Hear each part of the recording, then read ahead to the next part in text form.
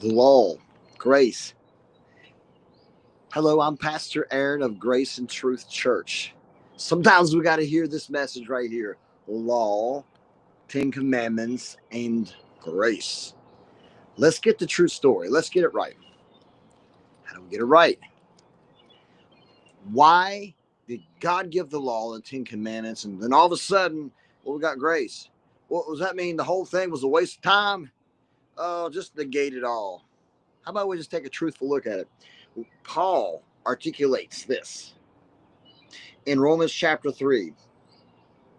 We know that whatever the law says, it speaks to those who are under the law, so that, okay, why? Every mouth may be closed, and that all the world may become accountable to God. All right, that's it.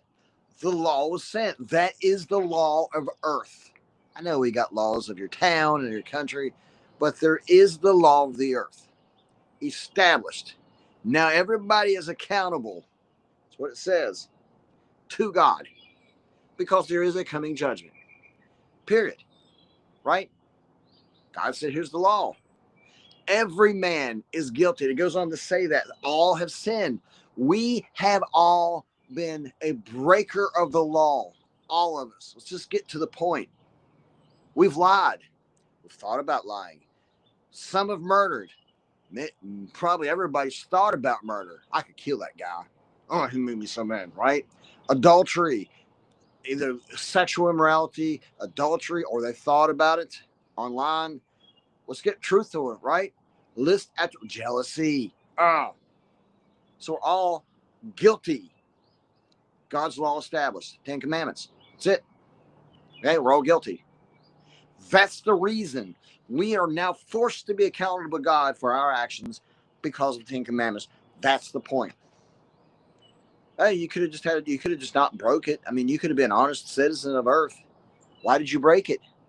Why did you do those things? You didn't have to. The law said don't do it. Do you speed? Well, the law says don't go faster than 70 miles per hour on the interstate, yada yada. You could have chose just to do it. But every human chose to be a lawbreaker. But let's finish reading. Are you with me? But he goes on and says something interesting. Okay, the law is here. We're all breakers of it. But we have now, apart from the law, the righteousness of God has been revealed. Apart. Whoa. Having nothing to do with the law, apart from it, and another whole different conversation, the righteousness of God has been revealed. And it was witnessed by the law and the prophets. Wait a second. So the law wasn't sent to make us righteous. It was just sent to make us accountable to God for our actions. That's the point. The whole world will be judged. But then you look over here. But now God wants to give us righteousness. That has nothing to do with the law. Now, the law had its purpose. But God said, but there's righteousness I want to give you. This law wasn't supposed to give that to you. No, but okay, let's turn here. And he says there's no distinction. All have sinned and fallen short of God's glory. That's the law. But being justified is a gift. Oh, now we're getting somewhere. By his grace, through the redemption, which is Jesus Christ. That is powerful. Whom God displayed publicly as a testimony to the whole world, as propitiation by his blood through faith. This is to demonstrate God's righteousness, because in God's merciful restraint, he let sins, the violation of the law, previously committed go unpunished. For the demonstration, that is, that he is righteous in present time, so that he would be the just and the justifier of the one who has faith in Jesus.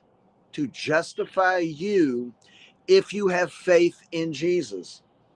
So, who can boast that they've kept the law? None. It has been excluded. But what kind of law? What kind of works?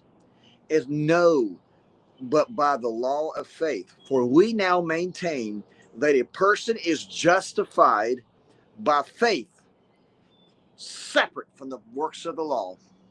Somebody needed to hear that. Do you see that? Do we nullify the law then through our faith? Absolutely not. You can't nullify the truth of lying is lying and murder is bad. You can't nullify that.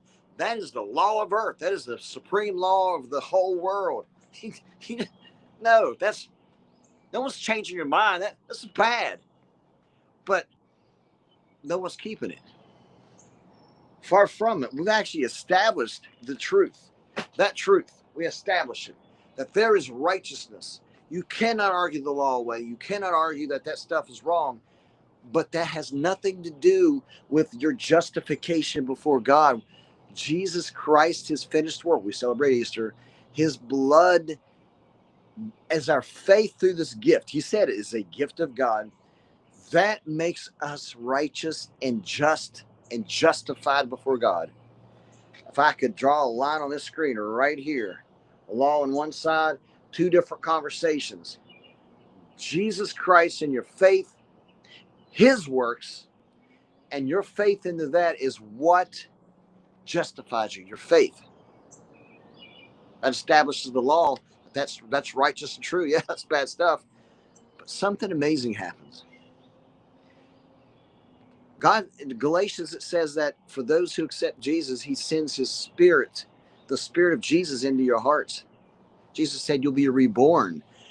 Because at the end of the day, Jesus said it is the heart's nature, which is what he's seeking. And out of the heart comes evil, the sinning, and then the murders and all that stuff. Jesus said. So he's like, the solution is not the law, but the solution is salvation, being born again. Because then the inner chamber of the heart begins to change its meditations and its thoughts, which then swell up like a river of life. You begin to change your attitude about life and what you say. You have a new tongue and you have new actions that follow.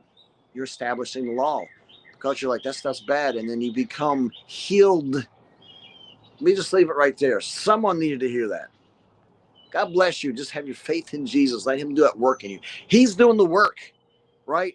By grace, we're saved through faith and not of ourselves, right? It's a gift of God. He's the one that is working in us. It's not by our works, but his works. And we're seeing the outcome. It's good stuff. You needed to hear that. Be blessed today. I'm Pastor Aaron of Grace and Truth Church, Dunbar. 10:30s. We still meet at Sundays. If you're looking for truth, you need a truth church.